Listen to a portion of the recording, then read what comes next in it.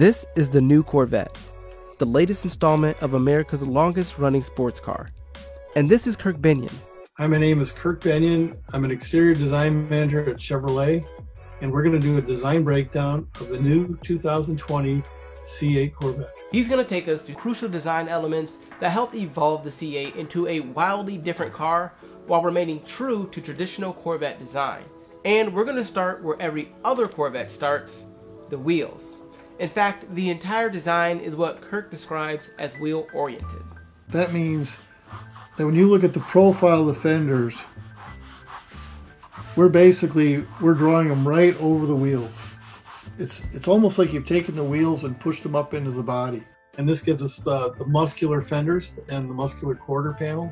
With most sport cars, design elements often help improve the overall performance of the car. This is true with the C8.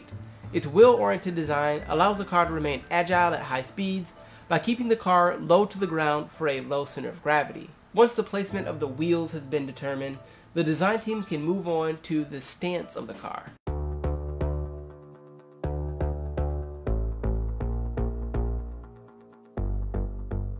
What's key to the car is what we call rake.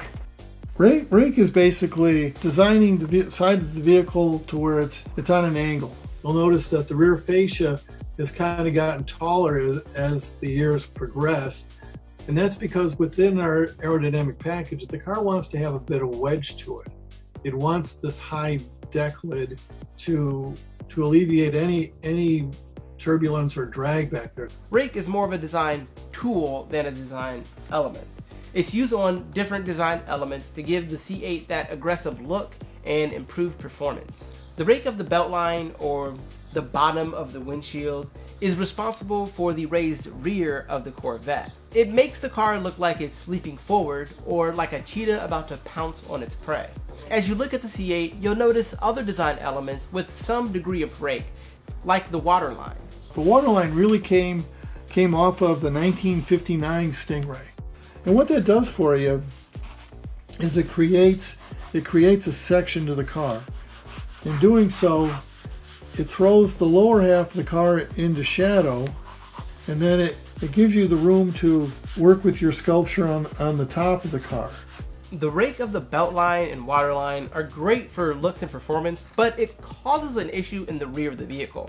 It tends to make it look tall and thick, where Corvettes of the past are thin and sleek, or what Kirk refers to as lighter.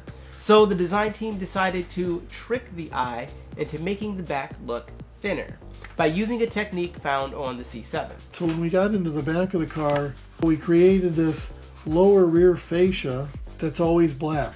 And that's real important to making the car look lighter. By unifying all the components at the rear with a uniform color, it draws your attention to the top, making the car look thinner than it actually is. It even draws most of your attention to Corvette's signature double-digit tail lamps. Double-digit means that you'll have two on either side. These are more impactful. You know, they're just not a shape, but they have a lot of gesture, a lot of direction to them. So when you're like a half a block away or whatever, you know that this is the new 2020 C8 just by the footprint of those tail lamps. The C8 is all about being distinctive while remaining unmistakably Corvette. The biggest change was the move to a mid-engine layout, where the engine sits behind the driver instead of in front. Having the new mid-engine layout, it's really good from a performance standpoint. I would tell you impactfully though, it's even better for the design. I mean, this is clearly the biggest change we've done within Corvette's architecture, so it gives us an all-new proportion and an all-new vehicle. We've also taken the occupant from where they were in the previous generation and moved them forward 16.5 inches. But the mid-engine layout here, again, it gives you the performance attributes, but it gives you a very unique proportion to Corvette. The new C8 Corvette marks a new direction for the brand.